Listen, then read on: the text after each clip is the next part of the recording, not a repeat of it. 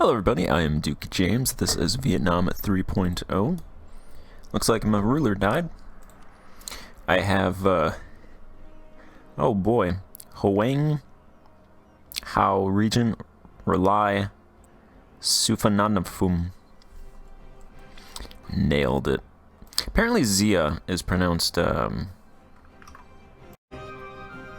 Shah, like the Shah of Iran. So I've been saying that wrong all this time. So my apologies if you've been cringing every time I've been saying Zia. Try to say Shah. As long as I remember to say Shah. Alright, faction alignments. Let's do a new alignment. Take my stability from me. I'm going to align with the bureaucrats. Because I want to do a whole bunch of bureaucratic reforms. They'll take over the country. Yeah.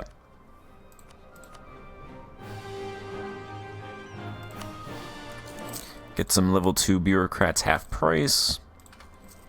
30, 37, 39. This guy's gonna die relatively quickly compared to the other ones, but be some half price advisors. Make about 20 ducats.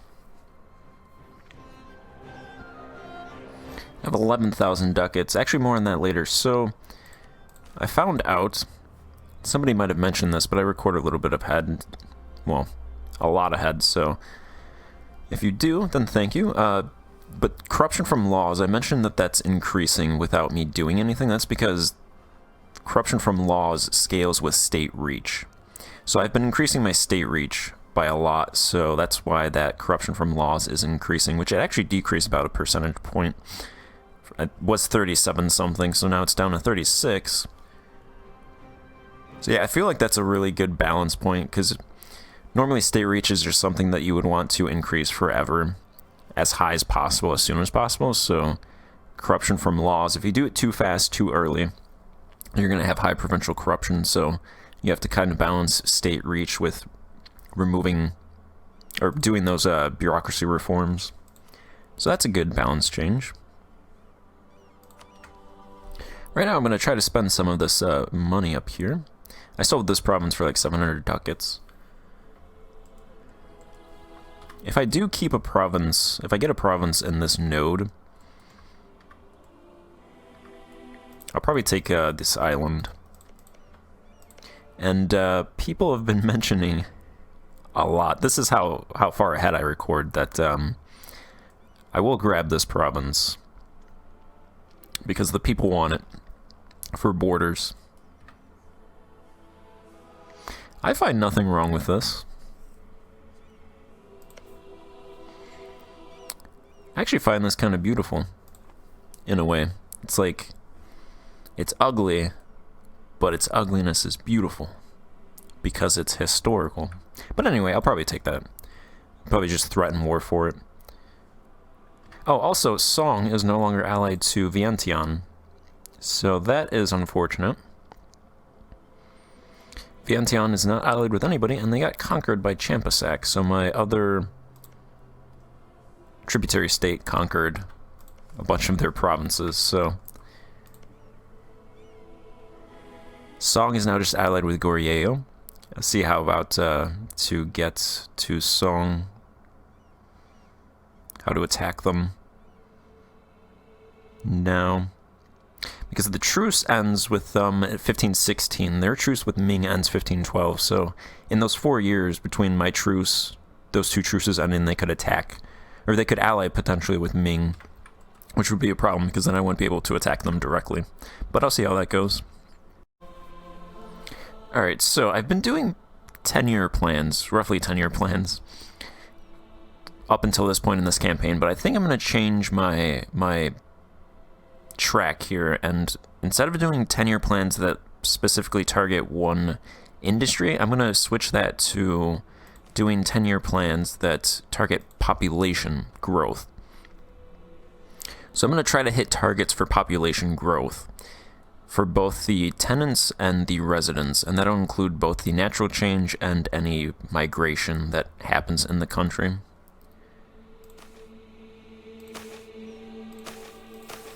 So for tenant size, I would take natural change and add or subtract any migration, because there's sometimes a lot of people move out of the country in terms of peasants. It doesn't really happen with residents, though. So that'll pretty much open me up to, it'll open up allowing me to invest at any points in any industry. Food took a dive for some reason. So I can pretty much invest in any of these industries during the plan in order to increase pop growth.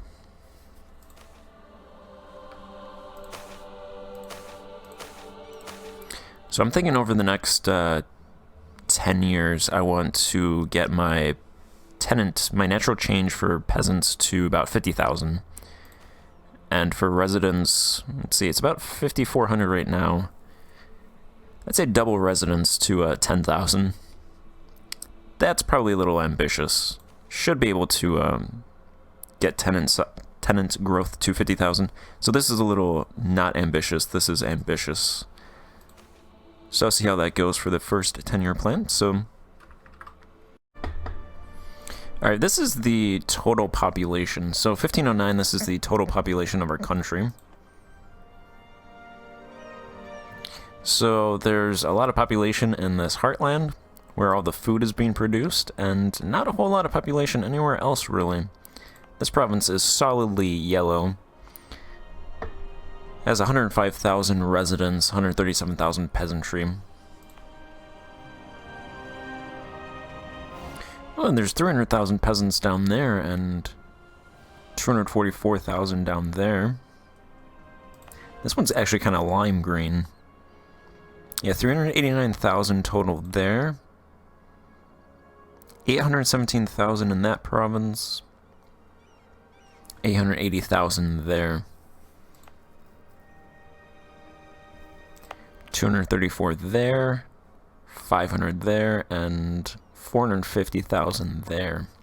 I'm pretty sure if I added all this up, it wouldn't actually... It wouldn't add up with the census, because the census is wrong for some reason. It shows too high pop growth, or too high population. I assume pop growth is accurate.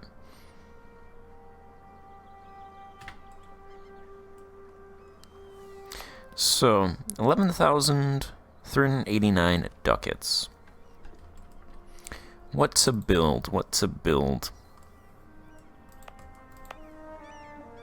I want to build some irrigation. This is irrigation rink 1 here.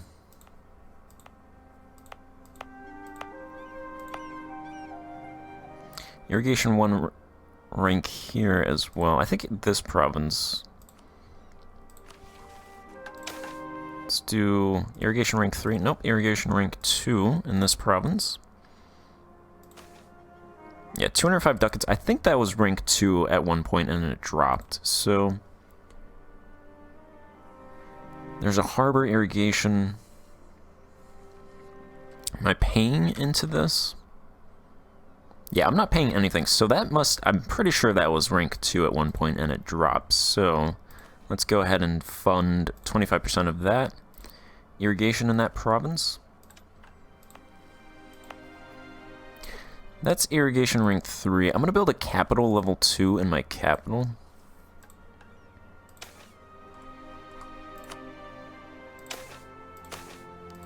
To help reduce on communication efficiency a little bit.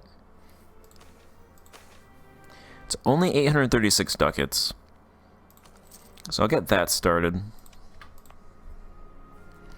Capital rank 1 gives global CE reduction 7% if it's in your capital, and 12% if it's in your 12% level 2. If it's not in your capital, level 1 gives 8% and 16% for level 2, and it reduces base communication efficiency as well. I'm going to build a capital probably down here and maybe one here. Not right now, though. So right now I want to pop growth as much as possible.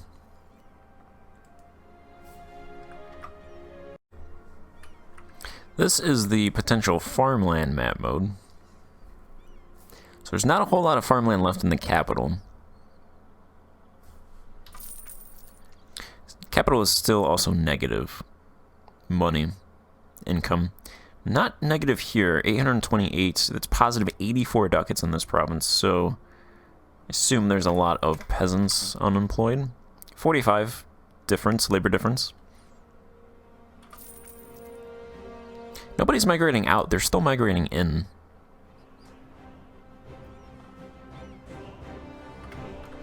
I'll go ahead and do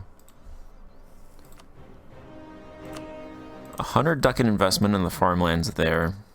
That'll probably get it to the cap in terms of farmlands. And then that'll tick down slowly, probably settle around 1,000, 1,050, I imagine.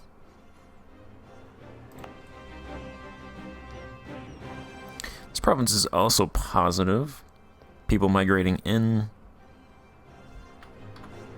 I wish they had 50 ducats. 10, 50, 100. I'm not sure anybody... You're a madman if you put 1,000 ducats into a province.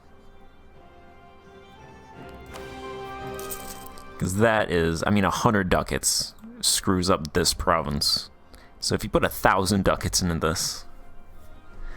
There's a couple provinces in the world that I think have like 6,000 farmlands. Those are the provinces that I would even consider putting 1,000 ducats into, but I probably wouldn't, because that would screw that province up so much.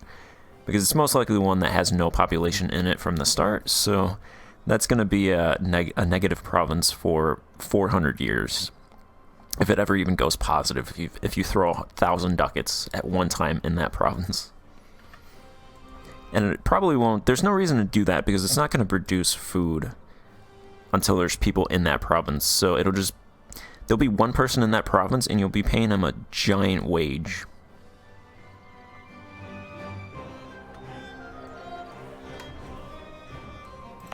Alright, and then this province, I think that's positive as well. No, negative 8 ducats. I'll put 10 there. And, let's do 10 in there.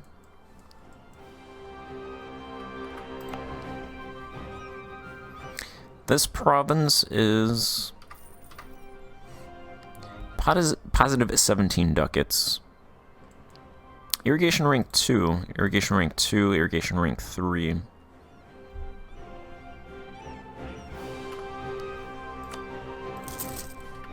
I'm converting those provinces, so I can't actually, Hey, bureaucrats took over.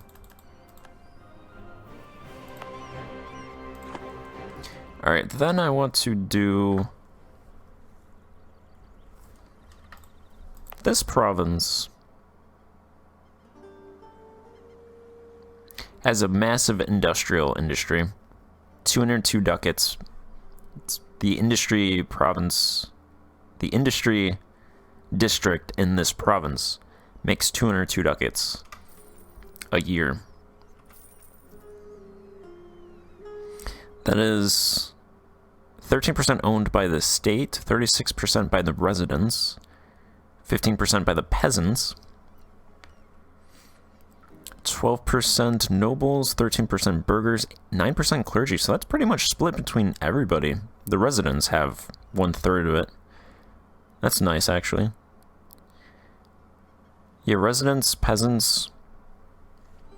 I like them having that property. That is a houseware, textile, luxury cloth, silk, processed materials, and a ship industry. The textile industry and the silk industry, processed materials, houseware are all above 80% profitability, but the... Looks like the houseware industry makes the most absolute money. And the silk industry makes the most percentage-wise, but that's only about 10 ducats. Then that's also a pretty good religious and higher education industry as well. It's a nice cottage industry, 128% as well. Sea salt makes 200% profitability. This is just a very profitable province, because even the resources are all profitable. I'm going to throw 100 ducats into the industry in that province. This province is negative. The industry is barely negative. That one is barely positive. Our capital is positive by about 28 ducats, and this province is positive 54. I'm just going to throw 100 ducats into those two and 10 into this one.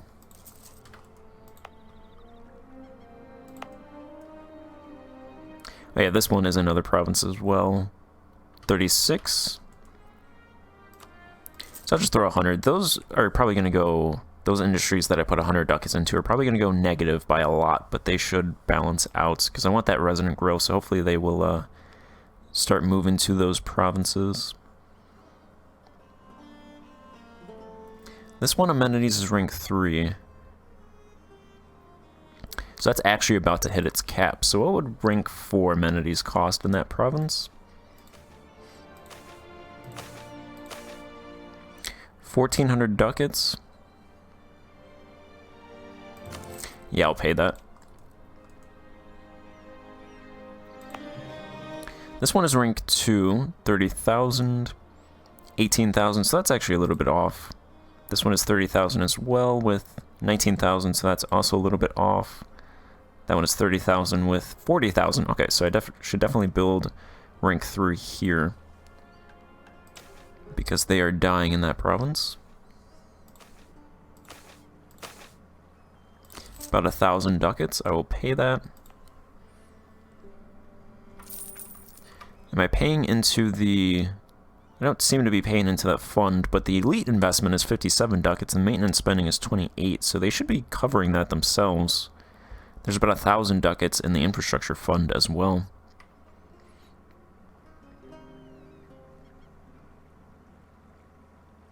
And it looks like irrigation is rank 2 out of 3.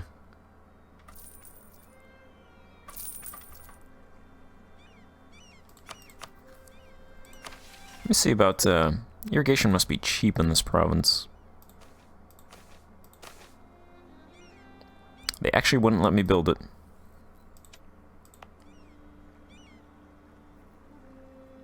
I'm not sure why that happens sometimes when you can't build things. Maybe it's already going up to, 3 anyway. My capital is rank 3 amenities, 80,000, and it has 37,000 people in there, so that is a lot of room for that province.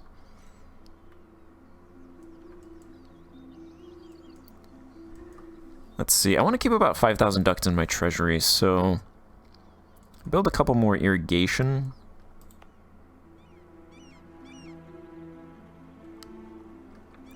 Buildings, infrastructure. These ones are all spices. These produce spices here. They're all rank 3. These are rank 2.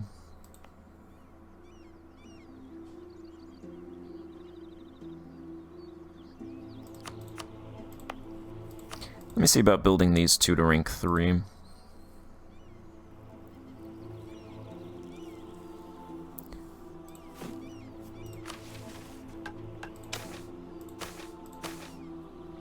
Let's see how much that costs.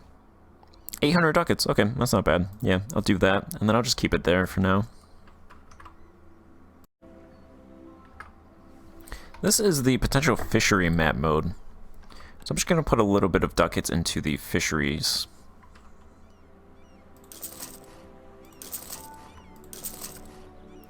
Just all along the coast. Top these off.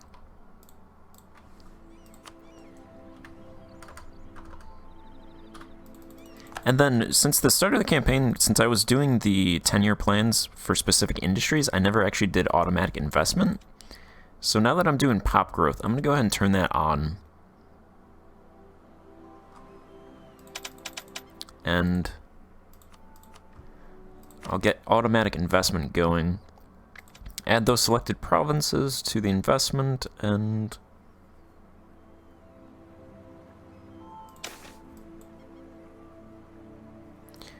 I'll set the budget to 5% every 3 years.